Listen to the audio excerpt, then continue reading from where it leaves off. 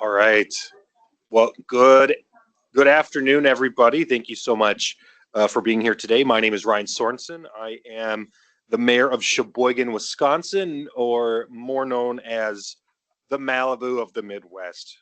I'm proud to also serve as the U.S. co-chair of the Great Lakes and St. Lawrence Cities Initiative, which is a coalition of more than 400 mayors and cities all across the Great Lakes and St. Lawrence region. I'm proud to be here today with many of our city initiative members right here in Washington, D.C. This week, meeting with many of our federal government leaders to share our top priorities, and I'm proud to stand along my colleagues from all across our great region. This week, we've met with more than 20 members of Congress, their staff, members of the Department of Transportation, the Great Lakes and St. Lawrence Seaway Development Corporation, and the U.S. Environmental Protection Agency. We discussed a wide range of topics this week, and at this press conference, we'll be focusing on a couple of those issues. First, the state of the U.S.-Canada trade relationship and our recommendations for ensuring a strong, prosperous regional economy. We know that working together keeps our economies strong, and we have great relationships with your neighbor. We lift each other up. Second, the importance of investing in our water infrastructure and provide clean, safe, affordable water to our residents across the region while having major economic impacts in the local communities, vitally important as well. Many of us know that water is life. Making sure that we protect our number one natural resources is vitally important across our region. We all know the value of sharing our perspectives as mayors and elected officials with decision makers here in Washington, D.C. is how we get things done. From across both political parties, we are working together and are building consensus, ensuring that we can protect and strengthen our great region. But the real reason we make trips like these is so that we can advocate and represent our communities and our residents back at home and ensure that our drinking water is safe and our environment is clean, and to ensure that their jobs are here for many, many generations to come.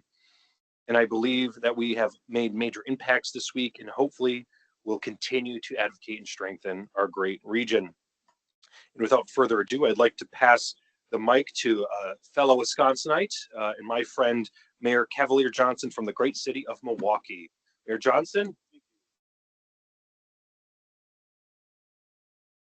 I'm gonna let this down because if you stack all our constituents up, I'd be a little taller than Mayor Sorensen, but just the two of us, that is not the case. So I'm Cavalier Johnson, mayor of the city of Milwaukee, an incredible city on the shores of Lake Michigan that depend on our trade relationship with Canada, our precious freshwater resources, and our access to global markets via the Great Lakes St. Lawrence Seaway for our economic prosperity. I'm delighted to be here in Washington, D.C. with 25 of my fellow counterparts from across the St. Lawrence as well as the Great Lakes River region. I'm proud that we're using our collective voice in advocating for our two governments as we continue to work together on trade between both the Canada and the United States, and for the return of a strong, stable, and trust-based relationship between our two countries. So Canada and the United States both benefit enormously from robust trade ties and integrated supply chains that bind our two countries together, with bilateral trade totaling $1 trillion annually. Let me say that again. Trade between our two countries is $1 trillion annually. That's a big number. And that's why this relationship is so critically important, because no region is more central to these bilateral trade relations than ours. And no region benefits more than ours does. In fact, the Great Lakes St. Lawrence River region accounts for an astounding 30% of economic activity and 30% of employment in both the United States and Canada.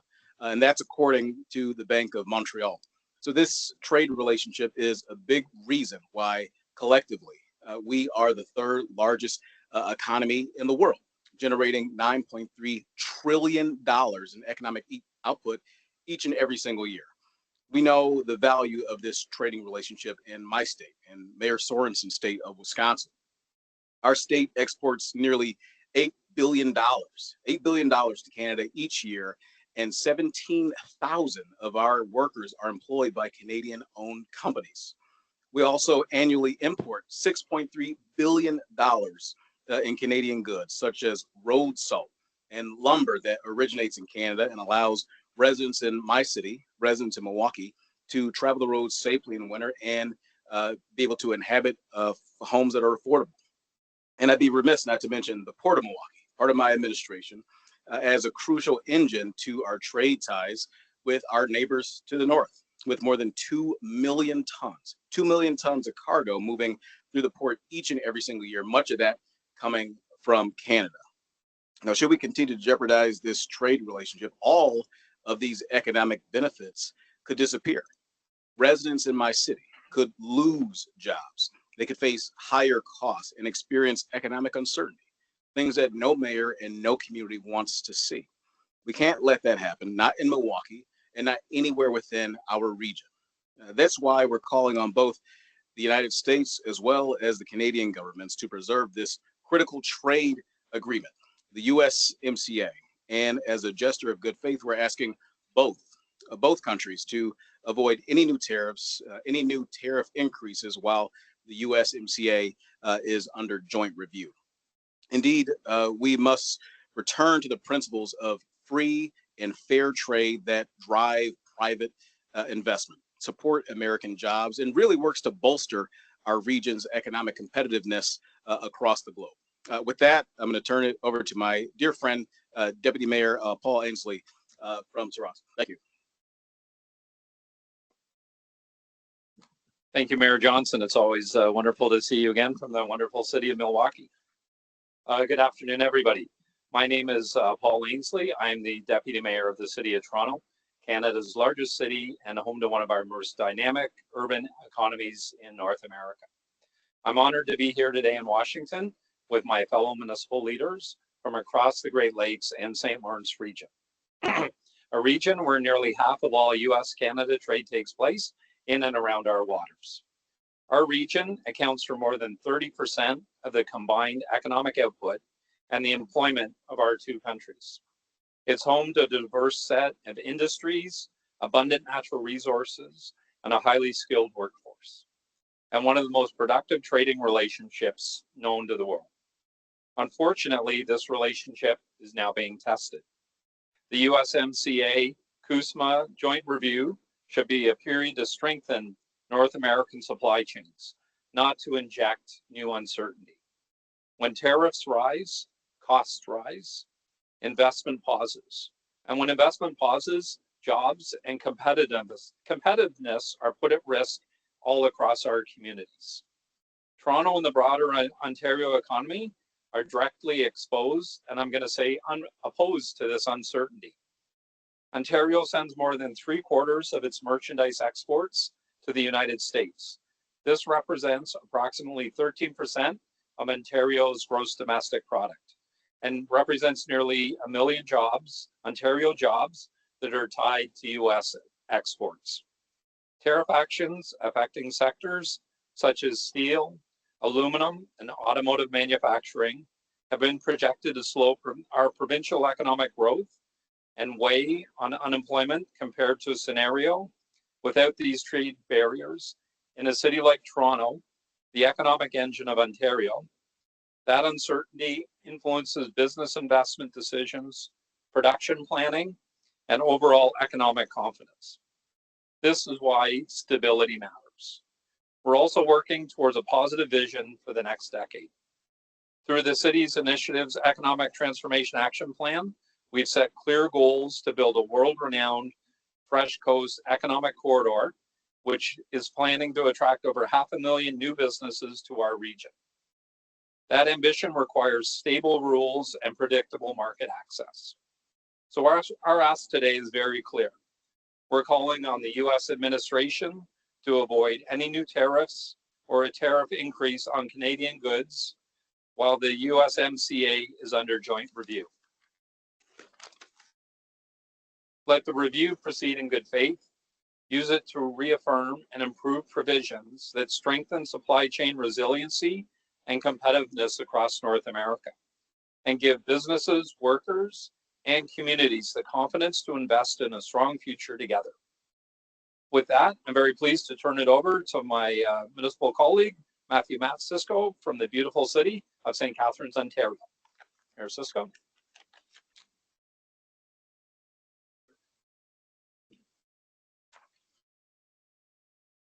I actually believe that at this time, I am going to be handing things off to my good colleague, Kevin Davis from the beautiful city of Brantford. So I invite Mayor Davis to come up and say a few words. Thank you very much.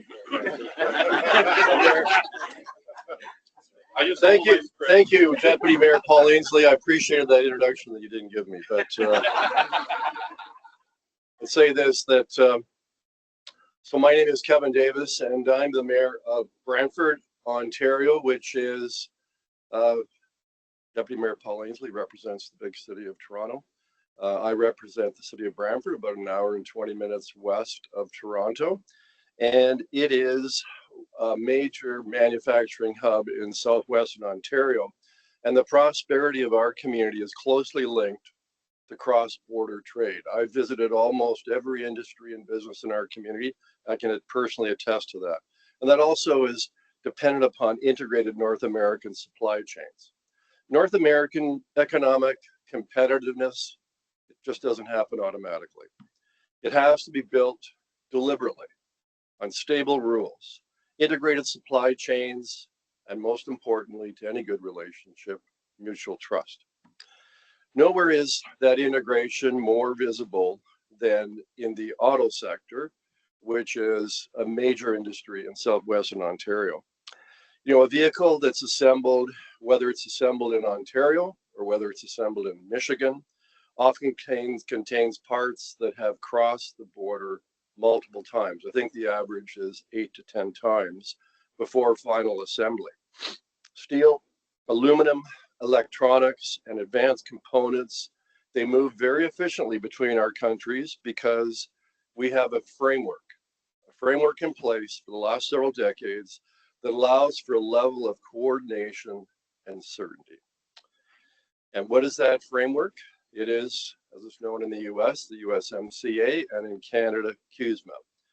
And, you know, why do I believe that? It's because, you know, the global competitiveness of North America, and we are competing obviously globally, especially that of our auto industry, relies significantly on Canada and the US having a strong, stable, and trust-based trade relationship based on the principles of free and fair trade. Preserving and strengthening the Canada-United States-Mexico agreement will go a long ways to rebuilding ties and ameliorating the economic uncertainty that the current tariff situation has created. And I can tell you in Brantford and across southwestern Ontario, we have felt the effects of trade uncertainty firsthand. And our community, Brantford, it's home to many advanced manufacturers, some auto parts suppliers, and a number of agri-food exporters whose operations depend on customers and components on both sides of the border. Many of the industries in Brantford, many of the raw materials and raw components come in from the US. For manufacturing communities like ours, predictability is not a luxury. It is the foundation upon which long-term investment and job creation depend. I can tell you that having visited many manufacturers in Brantford the last year, uncertainty creates a pullback. I can tell you a number of industries in Brantford that were planning on putting in a new production line, planning an expansion, all put on hold because of uncertainty, and business does not like uncertainty. So what the USMCA does is it provides manufacturers and industry with that predictability and certainty. And that's what they need to make their decisions to invest, hire, and innovate. And so as we approach the joint review, you know, this should be a moment in time where we should be motivated by an objective of supporting and assisting in the supply chain resiliency and fully activating the North American Competitiveness Committee, and not to continue to inject uncertainty into one of the most integrated and most admired economic partnerships in the world. At the same time, through our Economic Transformation Action Plan, we are working on building a world-renowned fresh coast, some call it the Blue Coast or the Blue Belt economic corridor throughout the Great Lakes and St. Lawrence Basin, the goal being to attract 500,000 new businesses to our region over the next decade. But that ambition, that objective depends on confidence. And investment flows where rules are predictable. Jobs grow where partnerships are stable. And so our ask is fairly straightforward.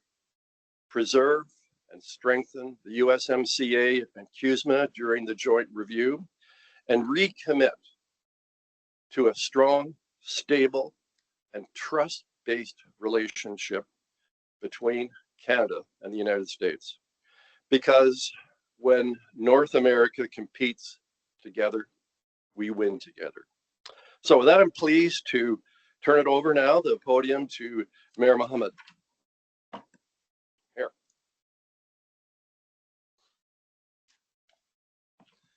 And thank you, Mayor Davis. I don't have to adjust the microphone. And as you can see, this is my fraternal twin, my brother from another mother. And I say that because this organization certainly is intergovernmental, international in scope, but we do see ourselves as a big family. My name is Mayor Marcus Muhammad of Benton Harbor, a community of approximately 10,000 residents in Southwest Michigan. I speak for mayors across the country in expressing our overwhelming gratitude for the more than $50 billion that the federal government recently invested in water infrastructure, including $15 billion for lead service line replacement. And I'm happy to announce that the city of Benton Harbor removed and replaced every lead service line in the entire city. So we are lead-free, not one lead line connecting to a home in Benton Harbor.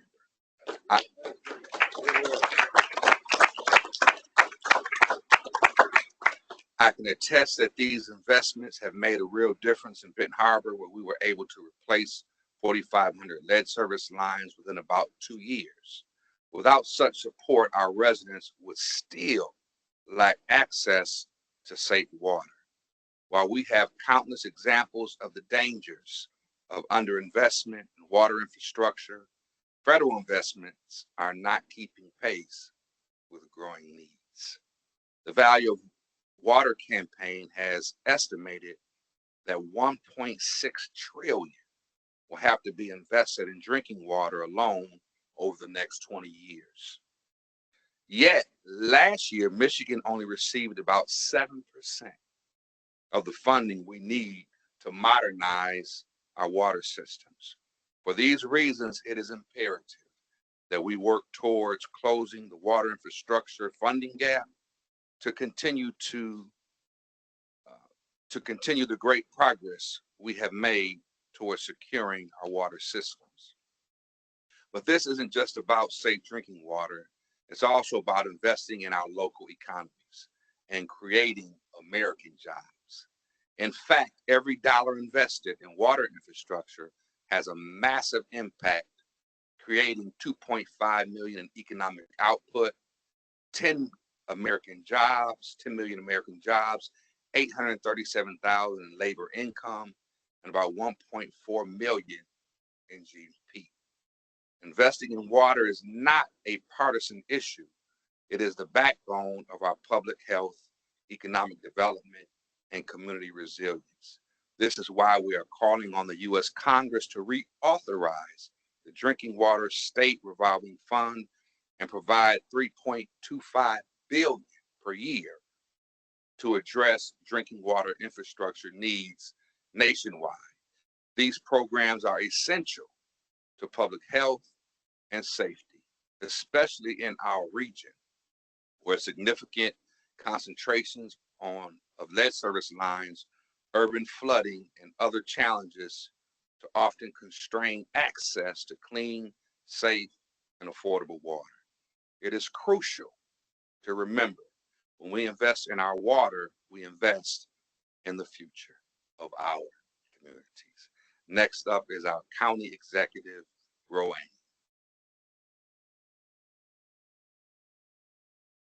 Thank you, Mayor, and thank you to the Great Lakes Cities and St. Lawrence Seaways Initiative for hosting us all week here on Great Lakes Week in Washington, D.C. I also want to give a special shout to our partners from Canada. Thank you for your partnership, our longstanding partnership, and may that continue into the longstanding future. I'm Chris Ronayne. I'm Cuyahoga County's executive. I have the privilege to be here today as a county representative representing over 1.2 million people in Northeast Ohio. I'm also joined by my colleague, Emily Baca, who's the director of our Freshwater Institute in Cuyahoga County. And we hope that Freshwater Institute and its advocacy principles reaches all of you. And we welcome you to join us. I want to say to John Altenberg, thank you. It's my second tour of duty with the Great Lakes Cities and St. Lawrence Seaways Initiative. And from Cuyahoga County, we say to you mayors and provincial leaders, we owe a debt to society. We in Cuyahoga County are a place where in 1969, our river burned for the 13th time and the final time. And I always want to say to the historic mayor, Carl B. Stokes, the first African-American mayor of a major American city, and that was Cleveland. He stood up with his brother, Lewis Stokes, who was the first African-American congressman from Ohio. And the two together said no more, that the river in Cuyahoga County would never burn again. And I think he became a model for the future in terms of our fight for clean water and to keep it that way. So I always credit Mayor Carl Stokes for his work. And that river that burned in 1969 is now a river that is returning and is about to be delisted as an area of concern. So I join you in this fight for clean water and specifically to keep our Great Lakes and St. Lawrence Seaways clean and productive. Over 50 years ago, as I mentioned, it catalyzed the global movement. We were on the cover of Time magazine for all the wrong reasons because our river had burned. But the upside of that was that advocacy by the Stokes brothers and many more to put forth the Clean Water Act in Congress, ushering in an era of unprecedented investments in water stewardship. That moment in history when the Cuyahoga River burned for the last time also, along with a few other river fires, catalyzed the movement for the Environmental Protection Agency, which was founded in the early 1970s. Well, leaders from all regions of the United States and all levels of government joined together to take responsibility, alas, for our shared freshwater resources. And in so doing, as I said, the Cuyahoga River has largely been restored, as I know rivers in your regions have too. But must we stay at it, lest we forget. Let's us not rest on those laurels, but let us think of the generations ahead of us by the actions that we have today in front of us. The Clean Water State Revolving Fund is one of the strongest tools to ever come out of the Clean Water Act, helping states and communities protect and restore the critical freshwater resources that keep our residents healthy and our communities strong. Who doesn't want clean water? We all do. Since its inception in 1987, Clean Water SRF programs have awarded over $181 billion in funding across a staggering 51,000 projects, resulting in immeasurable benefits to our environment, but also to our regional economy and to public health. We locals know how important the SRF program is for us to be able to implement projects, but for the SRF program, we might not be able to do. We certainly have those in Cuyahoga County. I could not be prouder of the progress we've made to restore our local waterways and transform our Cuyahoga County legacy by way of a better river. And I know you feel that way in your communities, mayors. But my fellow leaders, and I can attest, the work is never done, and that's why we are here this week with the Great Lakes Cities and St. Lawrence Seaways Initiative here at Great Lakes Week here in Washington. From emerging contaminants to non-point source pollution on our waterways and our water systems, it requires constant monitoring and innovation to ensure environmental and public health is maintained. The U.S. Water Alliance estimates that our country needs, and this is on the state side, needs to spend over $1.8 trillion over the next 20 years to fully update, secure, and modernize our wastewater and stormwater infrastructure. And as the deputy mayor of Toronto said so well, we are inextricably linked. Nature knows no boundaries, it knows no maritime line, so we're in this together. And we, must both do our parts. But here in the U.S., the Clean Water SRF offers a uniquely stable funding source through interest revenue, ensuring states and communities are able to adapt and quickly respond to the next water challenge. My colleagues and I urge Congress to reauthorize the Clean Water SRF expeditiously to ensure funding remains consistent and reliable after the program expires at the end of this fiscal year. The time is now to take action. We cannot wait for the next crisis to invest in our freshwater systems and our wastewater infrastructure. The Clean Water SRF is an irreplaceable tool for communities like Cuyahoga County to support public health, both now and into the future. And I know I speak for all of our colleagues on that. Thank you for your time. And with that, I'd like to thank again, John, the team, and the mayors for stepping up on the front line for fresh water. And it is now, speaking of mayors, my honor to introduce Mayor Cunningham of Waukegan. Mayor.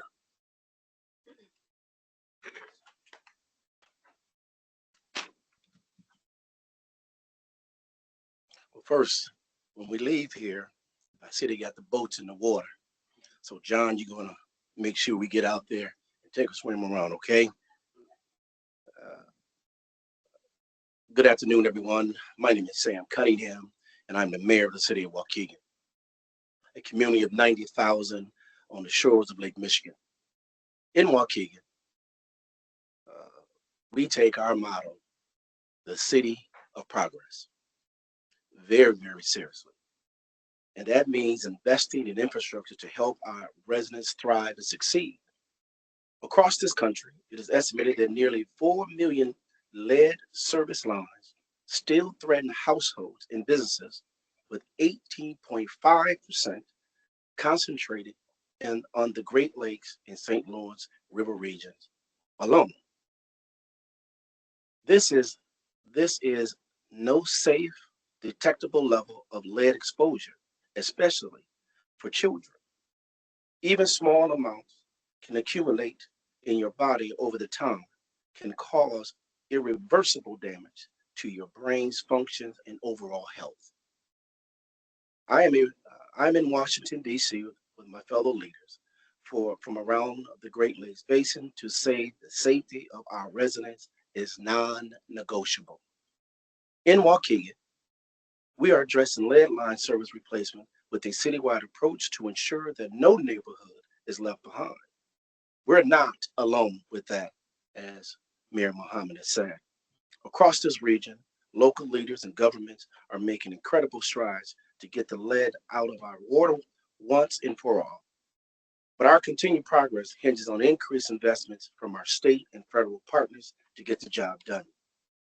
Federal investments have contributed $15 billion to drinking water state revolving fund to accelerate lead service line replacement. As Mayor Mohammed expressed earlier, we are grateful for all of the incredible work the funding has helped us achieve, but this is just a drop in the bucket needed to address our nation's water infrastructure. The U.S. Water Alliance estimates that over the next 20 years, $56 billion is needed for lead service line replacement alone. City initiatives created the Mayor's Commission Water Access to promote access to clean, safe, affordable water for all residents of the Great Lakes and St. Lawrence River region. We are calling on Congress to continue to help us secure the funding we need to help local leaders invest in the health and well-being of our residents and the future of our commitments. Thank you all again for joining us. I'll now turn the mic back over to Mayor Sorensen.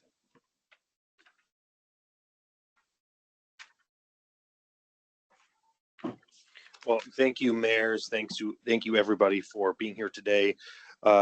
Really appreciate when local leaders come together and advocate together. We are definitely stronger together and really represent our entire region really well. So the Great Lakes and St. Lawrence Cities Initiative was founded on one simple idea, that when local leaders unite across the borders, when we support our neighbors, when we advocate for everybody in our region, we can drive real progress for our communities, no matter the size, whether you're as big as Toronto or as small as Sheboygan. the Great Lakes and St. Lawrence River region is one of the most powerful economies in the world, and we need to keep that progress moving forward. Our strength depends on our partnership, on our stability, and our shared stewardship of our freshwater resource. Through the city's initiative, we will continue to advocate for smart trade policies, sustained investment in water infrastructure, and a strong, stable relationship between the United States and Canada. Because when we protect our waters and when we compete together, our communities don't just endure, they thrive and grow. So thank you everybody once again for being here this afternoon. We appreciate it. Thank you.